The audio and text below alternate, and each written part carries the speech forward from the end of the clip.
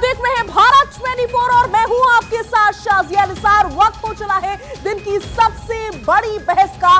Public है, सब जानती है। बात होगी आरएसएस की, मोहन भागवत की हम बात करेंगे, जिनको मुसलमानों से मोहब्बत है। लेकिन अरशद मदनी जो कि बेटियां पढ़ रही हैं, मुसलमानों की बेटियां, ऐसा लगता है उनको इस बात से दिक्कत है। उनको लगता है कि गलती से धर्मांतरण हो जाएगा बेटियों का। आज इसी मुद्दे पर करेंगे बड़ी बहस। तमाम खास मेहमान स्टूडियो में मेरे साथ मौजूद रहेंगे और साथ ही साथ बाहर से भी खास मेहमान इस डिबेट में मेरे साथ जुड़े रहेंगे। तो चलिए शुरुआत करते हैं। पब्लिक है, सब जानते हैं।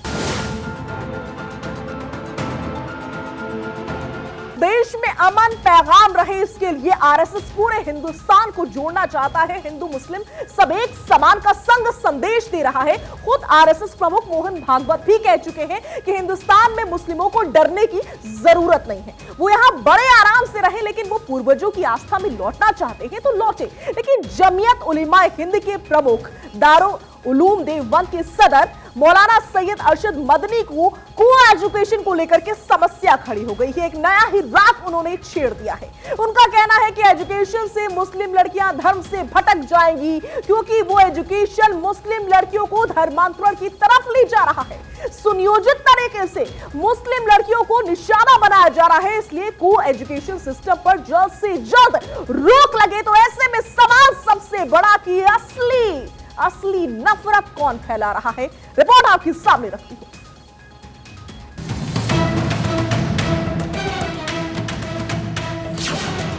को एजुकेशन पर मजहबी टेंशन, तालीम से मजहब को कैसा खतरा, पढ़ेंगी लड़कियां तो मजहब से होंगी दूरियां।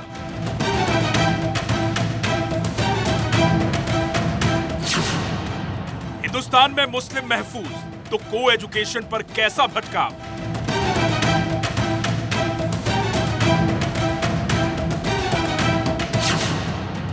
सहज शिक्षा से मुस्लिम लड़कियों का कैसे धर्मांतरण।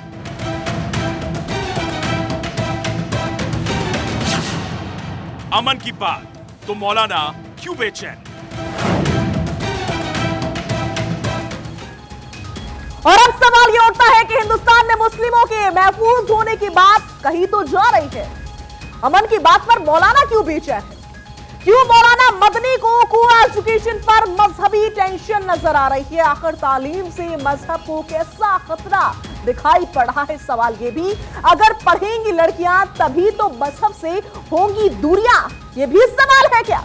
आखिर सह शिक्षा से मुस्लिम लड़कियों का कैसा धर्मांतरण, यह भी सवाल है। और इसी मुद्दे पर बड़ी चर्चा की शुरुआत मैं करने जा रही हूं। आचार्य विक्रमादित्य धर्मगुरु है, मेरे साथ मौजूद रहेंगे इस डिबेट में। प्रोफेसर विवेक सिंह है, संघ विचारक है, इस डिबेट में हमारे साथ जुड़े रहेंगे। मौलाना मुफ्ती नदीमुद्दीन है, वो भी हमारे साथ इस डिबेट में, इस चर्चा में मौजूद रहेंगे। इस्लामिक स्कॉलर है, हमारे साथ जुड़ रहे हैं। आलोक वत्स जी हैं, जो कि नेता है बीजेपी के, वो भी हमारे साथ इस डिबेट में मौजूद रहेंगे। मनोज तिवारी जी हैं, कांग्रेस के नेता हैं। मुमताज आलम रिजवी, राजनीतिक विश्लेषक, हमारे साथ मौजूद रहेंगे। संजय राणा जी रहेंगे, साथ ही साथ और भी खास मेहमान इस डिबेट में मेरे साथ मौजूद रहेंगे। और सीधा रुख कर रही हूं संजय राणा जी का। संजय जी, समस्या वाकई में किसको है, क्या लगता है? एक तरफ मोहन भागवत कहते हैं कि हमें तो मुस्लिमों से मोहब्बत है, वो इस देश में रहे, इस देश का हिस्सा, एक के बाद एक बयान उनकी ओर से जारी किए जा रहे हैं इसको लेकर के भी। लेकिन दूसरी तरफ मदनी का बयान भी आपने सुन लिया, वो ये कह रहे हैं कि अगर लड़कियां पढ़ेंगी तो वो धर्मांतरण की राह पर आगे बढ़ जाएंगी। Sajid, good evening and good evening to my fellow panellist. देखिए, ऐसा है कि हमें तो हम सबको, हम भारतवासियों को मोहन भागवत का जो स्टेटमेंट है उसका वेलकम करना चाहिए। देखिए, जो भी धर्म के लोग यहाँ पर रहे, चाहे मुस्लिम हो चाहे हिंदू, इसी देश के नागरिक हैं, इसी धरती के पुत्र हैं वो, तो उसका वेलकम करना चाहिए। और डरना क्यों? आपस में रहने में डरना क्या है? उनका देश अपना देश है, नॉट उनका और हमारा, ये अपना देश है। अब आते हैं मदनी साहब की बातों पर। देखिए, मदनी साहब की समस्या ये है कि अगर लड़कियाँ पढ़ लेंगी, पढ़ लिख के जागरूक हो जाएंगी, तो इनकी जो एक तरह से नैरेटिव सेट करते हैं एक चीज़ से चीज़ चीज़ें चलाते हैं, वो सब चीज़ों में तकलीफ हो जाएगी। तो ये चाहते हैं कि कोई एजुकेशन ना हो पाए। आपने देखा होगा कि 1976 में चले जाइए तो बांग्लादेश में लड़कियां पढ़ती थी, उनके तस्वीर आते थे। आप चले जाइए 1970 में ईरान में, आप लड़कियां मतलब नॉर्मल ड्रेस में रहती थी, आज हालत देख लीजिए बुर्का पहन के क्या हो रहा है। आप चाहे उसमें ईरान में चले जाइए, इराक में चले जाइए, इवन तो सऊदी अरबिया भी बदल रहा है, कितने चेंजेस हो रहे हैं। लेकिन हिंदुस्तान के कुछ जो कथाकथित धर्मगुरु हैं उन चीज़ों को बदलाव चाहते ही नहीं है। समाज में बदलाव की समझते हैं कि उनके हिसाब से समाज चले, समाज में बदलाव लाएंगे तो जागरूक हो जाएगा, उनकी बातें कौन सुनेगा। ये जो ढकियानुसी जो चाल होती है, इनका एक प्रोपेगेंडा होता है, उसके तहत वो काम कर रहे हैं, जिसके वजह से देश का विकास और समाज का विकास नहीं हो रहा। देखिए, अगर मुसलमान की लड़कियां, आप भी एक मुस्लिम समाज से आती हैं, आप भी पढ़ी लिखी एंकर हैं, और हमारी जो बहनें अगर पढ़ लिख के आगे बढ़ेंगी तो उसमें समाज का, देश का विकास होगा। लेकिन ये नहीं चाहते कि देश का विकास हो। अब बताइए धर्मांतर, धर्म का जो होता है साजिद जी, पर्सनल होता है, उसका अपना बिलीव होता है, वो पढ़ने से कैसे कोई कन्वर्ट हो सकता है। हाँ, पढ़ने से एक जागरूकता आती है, सोच में एक तरह से चेंजेस आते हैं, वो देश का उसमें फायदा होता है कि अगर 7 समंदर पार भी इल्म हासिल करने के लिए जाना पड़े तो जाया जाए। मौलाना मुफ्ती नदीमुद्दीन साहब, सही कह रही हूं मैं? देखिए, मोहन भागवत जी ने जो कुछ कहा है कि मुसलमानों को डरने की जरूरत नहीं है, मुझे लगता है कि मोहन भागवत जी ये कहने वाले क्यों है, मेरा वतन है, मेरा देश है, मेरा मुल्क है, मैं क्यों डरूंगा? क्या मोहन भागवत के रहमो करम पर देश का मुसलमान है? नहीं, देश का संविधान है, हमारा मुल्क है, हमने बलिदान दिया, हमारे पूर्वजों ने इस देश के लिए कुर्बानी दिया है। हमें किसी के रहमो करम पर जीने की जरूरत नहीं, ना ही उनको गारंटी देने की जरूरत है। इस देश की परंपरा रही है कि हिंदू मुसलमान दोनों मिलकर के आए हैं और सदियों से मिलके थे और सदियों से मिलके रहेंगे। मुझे कभी डर लगता नहीं है। क्यों डर लगेगा? दुनिया का आज भी अगर दुनिया भर में मुसलमान कहीं कोई सुरक्षित है तो भारत का मुसलमान सुरक्षित है। अब रहा मौलाना अरशद मदनी की बात, तो मौलाना मदनी खुद इससे पहले जाकर के RSS से कि मोहन भागवत से जाकर के मिले हैं। देखिए, को एजुकेशन की जो बात है, ये संविधान है। आपको अगर को एजुकेशन से एतराज है तो आप बच्चियों के लिए स्कूल खोलिए। किसने आपको मना किया है? तो अरशद मदनी और असदुद्दीन अवैसी ये मुसलमानों के रहनुमा नहीं है, ये मुसलमानों के लीडर नहीं है। ये सिर्फ भटकाते हैं, भड़काते हैं और ये अपना उल्लू सीधा करते हैं। मगर हाँ, मोहन भागवत को अगर कुछ कहना चाहिए नहीं, अगर मोहन भागवत ने एक अच्छी बात कह दी आप लोगों के लिए तो कुछ गलत किया? गलत हमारे लोगों के लिए क्यों भाई? क्या हम नागरिक हैं, हम अलग से हैं? हमको अगर उनको कहना है तो प्रज्ञा ठाकुर को समझाए, उनको कहना है तो उनके लोगों को समझाए, धर्म संसद को समझाए। जिनके बिगड़े बोला है वो हमको समझाने वाले कौन होते हैं? लेकिन मैं ये नहीं समझ पा रही हूँ, उन्होंने आपके लिए तो गलत अल्फाज का इस्तेमाल नहीं किया, बल्कि ये कहा कि ये देश आपका भी उतना ही है, डरने की जरूरत नहीं है। आपके हक में तो बात कर रहे हैं मोहन भागवत, तो फिर समस्या किस बात की? अरे क्यों डरेंगे भाई? एक भाई दूसरे भाई से चर्चा कर रहा है, एक भाई दूसरे भाई से बात कर रहा है, एक भाई दूसरे भाई को समझा रहा है। उसमें क्यों अंतर्द्वंद रखना आपस में कि मेरा नहीं है, तुम्हारा नहीं है? बारे में हेट स्पीच, मुसलमान हिंदू की भाई साहब यहाँ पे बात नहीं हो रही है, समाज की बात हो रही है, इस देश की बात हो रही है। आप भी एक भाई की तरह हो, सिख भी एक भाई है, क्रिश्चियन भी एक भाई है। आपस में चार भाई एक दूसरे से चर्चा नहीं कर सकते? कहाँ लिखा है कि चर्चा नहीं कर सकते? और आपको यूं क्यों लगता है कि आपके रहनुमा है? वो आपका रहनुमा नहीं है। एक भाई ने एक भाई को सिर्फ बोला है और इसको हमें वार्म वेलकम करना चाहिए। ठीक है। आलोकवास जी, आ रही हूँ, आपके पास भी आ रही हूँ। आलोकवास जी के पास मैं जाऊंगी, पहले मैं आलोकवास जी के पास जा रही हूँ। आलोक जी, अगर मोहन भागवत ने यह कहा कि मुसलमानों को डरने की जरूरत नहीं है तो क्या गलत कहा है? देखिए, कुछ गलत नहीं कहा है। इस देश में कुछ दिनों से इस तरीके का माहौल बनाया जा रहा है कि बीजेपी एंटी मुस्लिम स्टैंड ले रही है, जिसमें विपक्ष के कुछ दलों का बहुत बड़ा योगदान है। वो बार बार इस बात को इंगित करके मुसलमानों को डराने की कोशिश कर रहे हैं कि बीजेपी सारा काम तुम्हारे अगेंस्ट कर रही है। उसी को ध्यान में मद्देनजर रखते हुए उन्होंने कहा है RSS चीफ ने कि हिंदुस्तान में मुसलमानों को डरने की जरूरत नहीं है। और हम भी इस बात को स्वीकारते हैं कि हम मुसलमानों के साथ उतना ही प्रेम रखते हैं जितना किसी और के साथ, लेकिन उनको अपनी जो सोच है वो थोड़ी बदलनी पड़ेगी। उन्होंने हम पर राज किया था 600-700 बरस, अब वो फिर से राज करने की अगर सोच रहे हैं तो ये संभव नहीं है। कौन राज करने की सोच रहा है? अगर मुसलमान के मन में इस तरीके की श्रेष्ठता का बोध है, बार बार उनके लीडरों ने भाषण में कहा है हमने इतने साल राज किया, हम फिर से वापस आएंगे, तो ये चीजें अब सनातन धर्म जाग चुका है, ये अब हिंदुस्तान में संभव कतई नहीं है। और रही बात को एजुकेशन की, तो इस तरह की बातें 21वीं सदी में वैसा ही व्यक्ति कर सकता है जिसकी सोच दकियानूसी हो। नहीं, मोहन भागवत कह रहे हैं कि मुसलमानों को डरने की जरूरत नहीं है। आलोक जी, आप कह रहे हैं कि हम राज नहीं करने देंगे। मनोज जी, इस प्रकार की बात ठीक है क्या? देखिए, राज नहीं हो सकता है अब दोबारा। ठीक है मनोज जी। देखिए, हम विवेकानंद जी के अनुयायी हैं और विवेकानंद जी ने हिंदुत्व की जो चर्चा की थी और व्याख्या की थी, हम उसको आसक्त करते हैं, उसको मानते हैं। हिंदुस्तान सबका देश है। हिंदू, मुसलमान, सिख, ईसाई तमाम लोगों का एक सामूहिक या यह देश सबको आसक्त करता है। देखिए, बयान मोहन भागवत जी का क्या है, उसके ऊपर चर्चा से पहले मैं एक बात कहना चाहता हूँ कि देखिए, कांग्रेस ने कभी धार्मिक कट्टरता और धर्म के आधार पर राजनीति नहीं की है। चूँकि हम राजनीतिक दल से हैं और आपने हमसे प्रतिक्रिया पूछी, तो हमारा ये कहना है कि हिंदुस्तान में सबको बराबरी का हक है, सबको रहना है। मोहन भागवत जी ने किस संदर्भ में ये बात इंगित की मुझे नहीं पता, लेकिन एक बात स्पष्ट है कि कोई डरेगा क्यों। हिंदुस्तान सबका देश है और सबको रहने का अधिकार है। किसी विशेष धर्म के ऊपर आप कोई टिप्पणी क्यों करेंगे? देखिए, सबने मिलकर हिंदुस्तान को बनाया। आपके दल ने बार बार ये बातें मुझे लगता है इंगित की चर्चा में सबको सुनना चाहिए। आप चर्चा में उनका सवाल मेरी तरफ से था, मैंने इसलिए उसका मैं जवाब दे रहा हूँ। मैंने ये बोला कि देखिए, धर्म के आधार पर किसी प्रकार का विश्लेषण और किसी प्रकार का वक्तव्य हिंदुस्तान की राजनीति, हिंदुस्तान की व्यवस्था और हिंदुस्तान की संस्कृति को सूट नहीं करता है।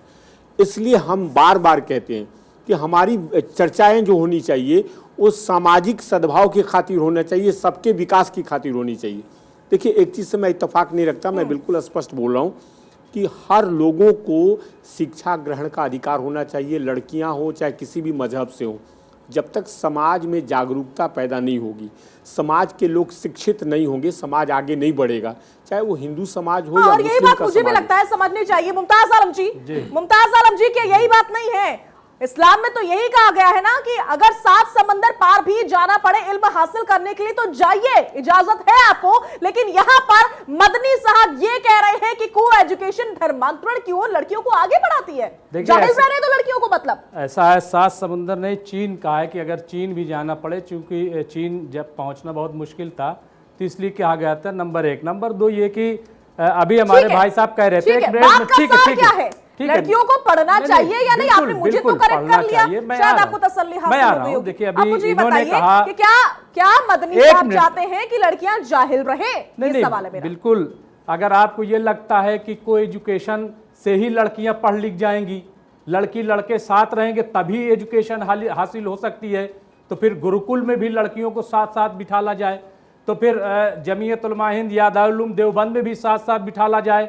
और जहां पे सिर्फ एक मिनट रुक जाइए। मैं दूसरी चीज ये कि आप पैनलिस्ट को आपने बुलाया, मेरे भाई साहब भी बोल रहे थे, मौलाना अरशद मदनी को कह दिया कि तथाकथित, वो तथाकथित नहीं है। दारुल उलूम देवबंद दुनिया का मशहूर तरीन एजुकेशन हब है और वो मौलाना अरशद मदनी वो इस वक्त तमाम जो टीचर्स हैं उनके वो हेड हैं। 1 मिनट। और जमीयत उलमा हिंद के सदर हैं। दूसरी बात यह कि एक मिनट अभी आप देखिए कि खुद मोहन भागवत जी ने बुलाया था अरशद मदनी साहब को, दोनों ने मुलाकात बहुत की। अच्छी बात अगर है, आपको नहीं तो बयानबाजी क्यों हो रही? अगर लगता है कि मोहन भागवत सवाल ही नहीं है, मेरा आपसे कुछ और सवाल है। मेरा आपसे ये सवाल है, अरशद मदनी कह रहे हैं कि अगर को एजुकेशन लेंगी लड़कियां तो धर्मांतरण की राह पर आगे बढ़ जाएंगी। नहीं, लव जिहाद का नारा किसने दिया? हम लव जिहाद नहीं, लव जिहाद का नारा आपको पढ़ाना है, आपने लड़कियों को खोल लो, आप लगता है कोई एजुकेशन से लड़कियों के सवाल पे ठीक है, साध्वी प्रज्ञा ठीक है, तो आप भाषण दे लीजिए, सबको या तो आप भाषण दे लीजिए चाकू की। तो मतलब आप चाहते हैं, आपने बहस कराई? ठीक है, बिल्कुल करवाई। आप ये पूछने के लिए आए हैं, आप ये पूछने के लिए आए हैं, आपके पास सवाल का जवाब नहीं है, मतलब आप नहीं जवाब है कमजोर है। जब तक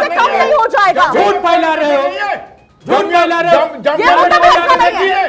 आप है बताइए, तो कौन मना कर रहा है? तो फिर मौलाना आप मदनी क्यों ने उसके कहा, खिलाफ हैं?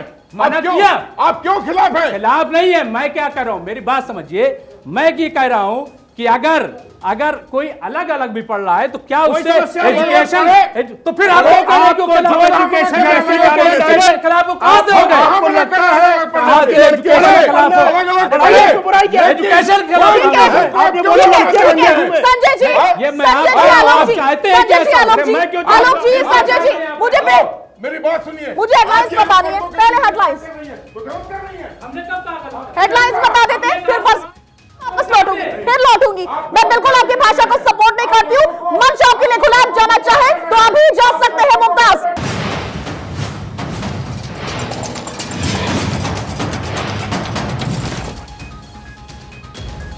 और सीधा रुक कर रही हूं आचार्य विक्रमादित्य का। आचार्य जी, सवाल मैंने इतना सा पूछा था कि मदनी साहब कह रहे हैं कि को एजुकेशन नहीं देनी चाहिए बेटियों को, वरना वो धर्मांतरण की राह पर आगे बढ़ जाएंगी। यहां पर मौजूद मुमताज जी आग बबूला हो गए।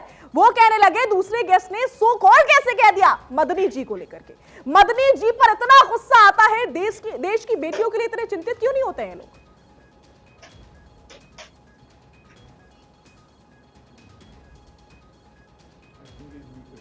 आचार्य विक्रमादित्य, आवाज आप तक पहुंच पा रही है? जी, मुझे आपकी आवाज आ रही है। जी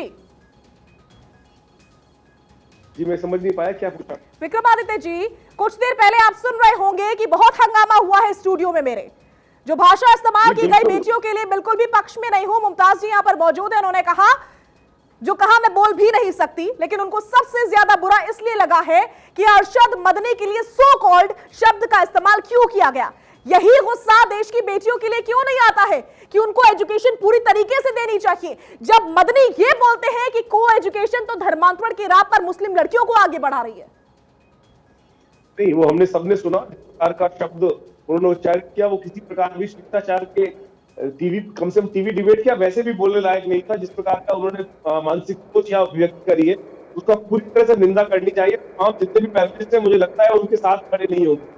आपने उनका जिस प्रकार से विरोध किया बिल्कुल जायज है, लेकिन ये वास्तविक तौर पर जो हमारे मोहन भागवत जी ने जिस प्रकार से आगे कहा है, उसका मूल कारण समझना चाहिए। नित्यपति हर रोज तमाम मदरसों से, तमाम शुक्रवार की नमाज के बाद और तमाम टीवी चैनल्स पर आकर तो सो कॉल्ड मौलाना, मैं कहूंगा सो कॉल्ड मौलाना, मुस्लिम पक्ष को जबरदस्ती आग लगाने का देश में काम कर रहे हैं। इस कारण से कहा कि इस देश में कोई नहीं चाहता है, हिंदू समाज बिल्कुल नहीं चाहता है कि कोई इस देश से निकल जाए। हिंदू समाज सबके साथ आलिंगन करता है, सबको साथ चलने का प्रयास करता है।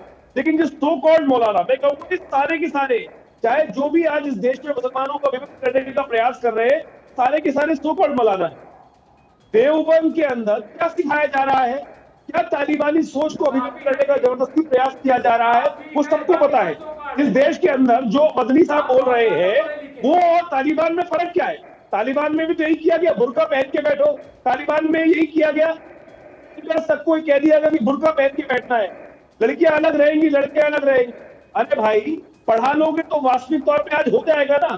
आज ईरान में जितना बुर्के का विरोध हो रहा है, उसी कारण से हो रहा है कि वो लोग पढ़ गए। बिल्कुल, और इस बात को मुझे लग रहा है कि समझना ही नहीं चाहते हैं, या फिर मुझे भी कहीं ना कहीं ये सवाल पूछने पर मजबूर कर दिया गया है। क्या वाकई ऐसा चाह रहे हैं कि शरिया कानून लागू कर दिया जाए, जो अभी इस समय अफगानिस्तान में तालिबान की सरकार ने ला रखा है? विवेक सिंह हमारे साथ जुड़े हुए हैं, संघ विचारक हैं।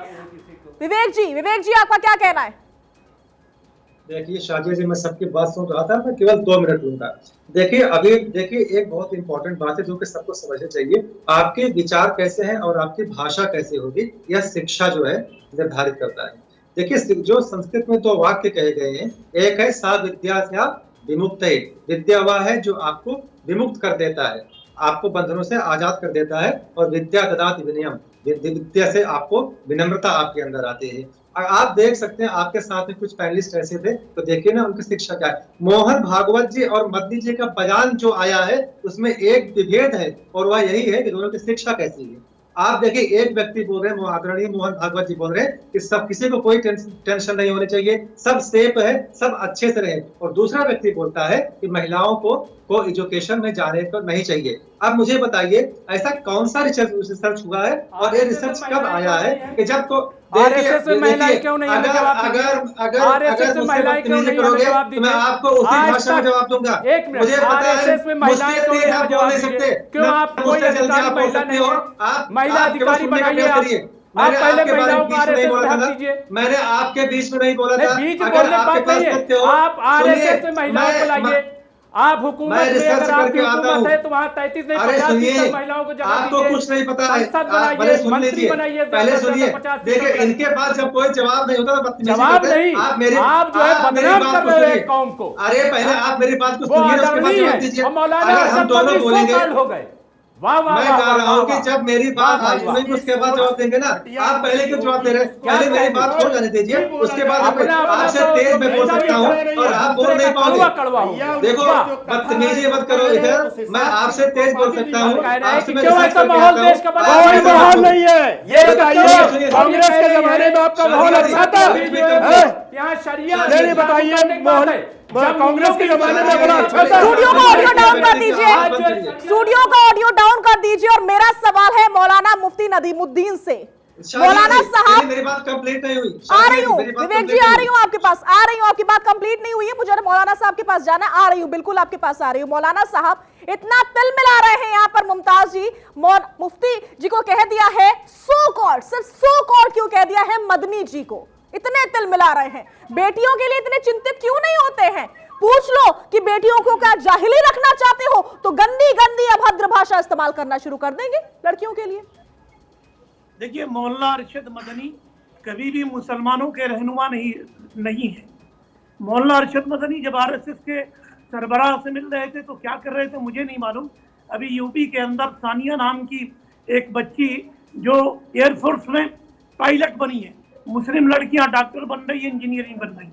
मैं कहता हूँ कोई एजुकेशन से अगर एतराज है तो मेडिकल में मुस्लिम बच्चियां क्यों एमबीबीएस कर रही हैं, इंजीनियर बन रही हैं, डॉक्टर बन रही हैं। तो अरशद मदनी ने कितने स्कूल खोले महिलाओं के लिए। उनको ये बताना चाहिए, ये चाचा भतीजे कुछ भी बहन स्ट्रीम में आने के लिए, टाइम लाइन में आने के लिए कुछ भी बोल देते हैं। मगर मैं मोहन भागवत जी की एक बात से मैं पूछता हूँ, मोहन भागवत जी कह रहे हैं कि मुसलमानों को ये माइंड से निकाल देना चाहिए कि उन्होंने हुक्मरान नहीं किया। अरे कहाँ मुसलमानों ने किया? वो मुगल थे, वो लुटेरे थे। अगर मुसलमानों ने हुकूमत किया होता 600-700 साल तो मुसलमान गरीबी में क्यों होते? मुसलमानों का मुगलों से कोई लेना देना नहीं। ये चीटर थे, ये लुटेरे थे, ये आक्रमणकारी थे। इनसे हमारा क्या रिश्ता है? हम इसी देश में जन्मे, हम इसी देश में पैदा हुए, तो हमारा ये ख्वाब है कि हम हुकूमत करेंगे। आज एमपी नहीं बन सकते, आज एमएलए नहीं बन सकते, हम कहाँ ख्वाब देख रहे हैं कि हम हुकूमत करेंगे। अरशद मदनी साहब को, ये मोहन भागवत जी को, त्रिकिया ठाकुर को समझाना चाहिए। लाइए डिबेट में मुमताज जी को और साथ ही साथ मुफ्ती साहब को, क्योंकि सवाल इधर से हो रहे हैं। डिबेट में लाइए वर्सेस में। बताएं, एक तो ये कि इनको जानकारी शायद कम है, आप जाके देख लीजिए। मैं हालांकि कोई जमीयत उलमा हिंद का प्रवक्ता नहीं हूं, लेकिन एक जर्नलिस्ट होने के नाते मैं ये बताऊं कि आप जाइए देवबंद में, देखिए लड़कियों का भी स्कूल खुला हुआ है वहां पे, कॉलेज, और वहां बीओएमएस करके एक मिनट बीओएमएस करके लड़कियां भी निकल रही हैं। इसलिए ये कहना एक सेकंड आलोक वसी आ रही हूं आपके पास। मैं मुफ्ती साहब से बात कर रहा हूं। आलोक वसी एक सेकंड। आपने कहा कि मुगलों से एंटी नेशनल है, उनके लिए डिफरेंट लैंग्वेजेस परेशान कुन है। वो तो सिर्फ एक लैंग्वेज, एक झंडा, एक कल्चर की बात करते हैं। हम तो बोल रहे हैं कि भारत में डाइवर्सिटी है, भारत में हजारों कल्चर हैं, कई जबानें बोली जाती हैं, कई मजहब को मानने वाले हैं, वो उसको मानते नहीं उस चीज को। वो सिर्फ अपनी सुपीरियरिटी को बिलीव करते हैं, इसीलिए तो सब चीजों को मानते नहीं है वो। और आखिरी बात यह है, जब वो वॉर की बात कर रहे हैं, वो डायरेक्टली इंसाइट कर रहे हैं लोगों को, वो डायरेक्टली इंसाइट कर रहे हैं कि वायलेंस करो मुसलमानों के खिलाफ। यह सबसे खतरनाक बात उनके इस इंटरव्यू में है। आप इंसाइट कर रहे हैं लोगों को। आपको ये नहीं लगता कि वो सबको मिलकर रहने वाली बात, कहां मिलकर रहने वाली बात कर रहे हैं उसमें? वो आप बताइए कौन सी बात आपको नजर आ रही है मिलकर रहने की उसमें? मैं भी तो उस इंटरव्यू को देखा हूं, पढ़ा हूं, उसमें कौन सी बात है मिलकर रहने की? बताइए। आप तो कह रहे हैं कि आपको अगर रहना है भारत में, पहले तो होते कौन है मुसलमानों को परमिशन देने के लिए कि मैं कैसा अपना फेथ को फॉलो करूंगा नहीं करूंगा? कैसे आप कंडीशन लगाते मेरे सिटीजनशिप के ऊपर मोहन भागवत? हम यहां पर अपना फेथ एडजस्ट करने के लिए नहीं है। कोई नागपुर में जो बैठा हुआ है, जो एलेज सेलिब्रेट है, हमको उनसे सीखने की जरूरत नहीं है। आप होते कौन है हमको बताने वाले? फिर आप बोलते कि सबका डीएनए एक है। अरे भाई, एक एक्सटर्नल थ्रेट अगर नहीं है तो आप बेसिकली, अगर आप ये कह रहे हैं कि एक्सटर्नल थ्रेट नहीं है, तो आप चीन जो जमीन चोरी कर रहा है उस चोरी को आप छुपा रहे हैं और सीनाजोरी दिखा रहे हैं माइनॉरिटीज से। उन्होंने जनसंख्या नीति पे बोला है कि उसकी एक पॉलिसी होनी चाहिए जनसंख्या को लेकर। सुन रहे थे आप असदुद्दीन ओवैसी को, जिनसे पत्रकारों ने एक नहीं बल्कि कई सवाल पूछे हैं, जिस पर उन्होंने जवाब भी दिए। यहां पर बैठे सभी मेहमानों ने सुना होगा। जी, मैं आ रही हूं आपके पास एक बार मनोज तिवारी जी से रिएक्शन ले लेती हूं। मनोज जी, ओवैसी साहब के जो बयान आया है अभी जो रिएक्शन उन्होंने दिया है, उस पर क्या कहेंगे आप? देखिए, मैंने स्पष्ट इसके पहले भी बोला है कि किसी भी धर्म के प्रति कट्टरता और धर्म की भावना के आधार पर किसी चीज का व्याख्यान हिंदुस्तान की संस्कृति को सूट नहीं करता है। अभी हमारे एक साथी बोल रहे थे अभी चर्चा के दरमियान, में उनकी बात से बिल्कुल इत्तेफाक नहीं रखता, राणा साहब। देखिए राणा साहब, हिंदुस्तान की संस्कृति और हिंदुस्तान के इतिहास का अगर आप अवलोकन कीजिएगा तो आपको इस बात को जानकारी होनी चाहिए कि हिंदुत्व और हिंदू जो है आज तक कभी, अरे सुनिए भाई, आप लोग को चिल्ला करके बोलने की आदत पड़ गई है क्या? संजय जी सुन तो लीजिए। आप अपने हिंदू और हिंदुत्व बताइए डेफिनेशन क्या है? बताइए डेफिनेशन क्या है? आपका चिल्लाने से आपके वजह से क्यों नहीं चिल्लाइए? मुझे आप ये बताइए। संजय जी बात सुन लीजिए, पहले फिर रिएक्शन लीजिएगा। 8 साल में 8 साल का कोई जगह, अरे आप लोग 8 साल के पहले बर्बाद कर रहे थे, बर्बाद कर दिया। 8 साल के पहले देश आप लोगों ने, कांग्रेस वालों ने मुसलमानों को सिर्फ वोट बैंक की तरह यूज किया। अरे इसीलिए आपके राहुल गांधी तिलक लगा करके जनेऊ पहन के घूम रहे मंदिर। आपसे ज्यादा पढ़ा लिखा हो, अरे आप जानते हो बकवासबाजी कर रहे हैं। आपको भारत जोड़ो आंदोलन चालू किया, यही समझ में आया एजेंडा क्या है? अरे भाई, इस प्रदेश में कुछ है, वहां जाके कुछ है। क्यों नहीं? आपका लीडर नहीं है। राहुल गांधी, राहुल गांधी क्या है? आपका लीडर नहीं है। कैसे बात कर रहे हैं? क्या बात करते हैं? बात कर रहे हैं। अरे आप लोगों की वजह से ये समझ में नहीं आ रहा है किसी को, जनता को समझ में नहीं आ रहा है। आप लोग किस बात पे बहस कर रहे हैं? बहस किस बात पे हो रही है, समझ में नहीं आ रहा है। आलोक जी, देखिए, मैं इतना ही कहना चाहूँगा, वो सही कहा जो एक मौलाना साहब आपके अभी शो में हैं, मैं उनका नाम भूल गया, कि उन्होंने सही कहा कि ये जो तथाकथित मुस्लिम लीडर अपने को मुसलमानों का रहनुमा समझते हैं, इनको पूछ कौन रहा है? कौन मुसलमान इनको पूछ रहा है जो ये पूरे मुसलमान के बिहाफ पे बातें करने लगे हैं?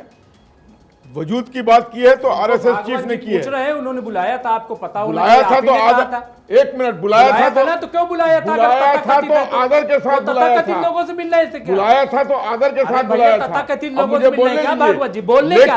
ये ओवैसी मत जाइए। ओवैसी को वो खुद ही तथाकथित जो बैठे मुफ्ती साहब, वो जबरदस्ती लीडर बने हुए हैं। कोई नहीं पूछा देश के बारे में बात नहीं कर रहा, गलत बात कर रहे हैं। देश के देश को अंधेरे में जाना जो है, आप देश को बोल रहे हैं, नहीं वो सही बात कर रहा है। जो सही बात कर रहे हैं वो गलत बात कर रहे हैं। मुमताज आलम को डिबेट में लेकर आइए, फ्रेम में लेकर आइए, मेरे साथ में मुमताज आलम को फ्रेम में लेकर आइए। मुमताज आलम से मैं सवाल पूछना चाह रही हूँ। मुमताज आलम सुन लीजिए जरा, फ्रेम में सवाल पूछ रही हूं आपसे, क्योंकि आप संयमित नहीं रह पा रहे हैं। सवाल मेरा यह है, जो मदनी जी ने कहा उसी पर मैं सवाल पूछ रही हूं। क्या आप लोग ये चाहते हैं कि बेटियां, मुस्लिम बेटियां जाहिल रहे? ये सवाल है, इस पर जवाब दीजिए और संयमित अंदाज में दीजिए। कि मुस्लिम नहीं, कोई बेटी जाहिल न रहे। और मैं ये भी चाहता हूं, 2022 में रिपोर्ट आई है, देख लीजिए कि क्राइम में जितना अत्याचार तो इस मोदी सरकार में हुआ, 1 मिनट, जितना 1 मिनट नहीं, ये रिपोर्ट है मेरे सामने, जितना है, जितना आंकड़ा 1 मिनट, क्यों क्राइम बढ़ा है? ले आते कुछ और, इनसे सवाल पूछो, ये घुमा देते हैं, बस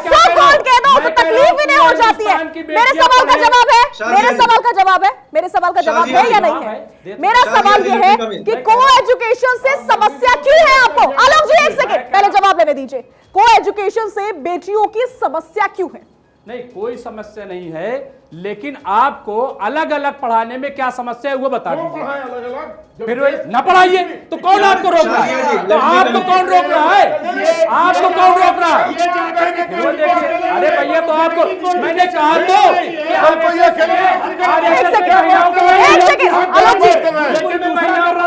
क्यों नहीं लाते? जाके पढ़ाइए, क्यों नहीं पढ़ाते? आपको पता ही नहीं कितने स्कूल खुले भैया। अच्छा कहाँ खुले? कहाँ खुले? अरे क्यों नहीं भेजते उसमें पढ़ने के लिए? नहीं है आपके